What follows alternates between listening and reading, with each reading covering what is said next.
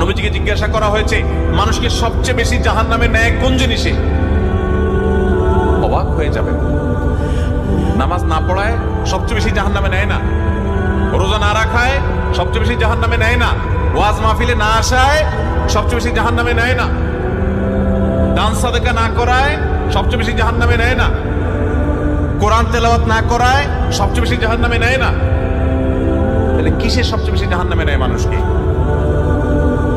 সুইলা রাসূলুল্লাহ সাল্লাল্লাহু আলাইহি সাল্লাম আন আকসারি মা ইউদখিলুন নাস আন-নার, মানুষকে সবচেয়ে বেশি জাহান্নামে নেয় কোন জিনিসে জিজ্ঞাসা করা হয়েছে।